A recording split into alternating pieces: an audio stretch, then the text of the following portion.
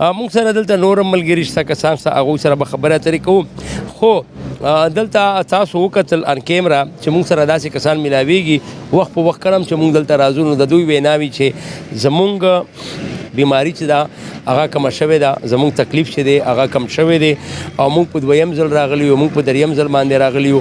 نو دا وجه ده چې بیماران چې دي هغه مونږ ته چې څومره هم په نظر راځي هغه مطمئن وي، سټیسفاید وي او بیا مونږ هم راشو، مونږ هم تاسو سره نوي نوي تجربات شیر کوو.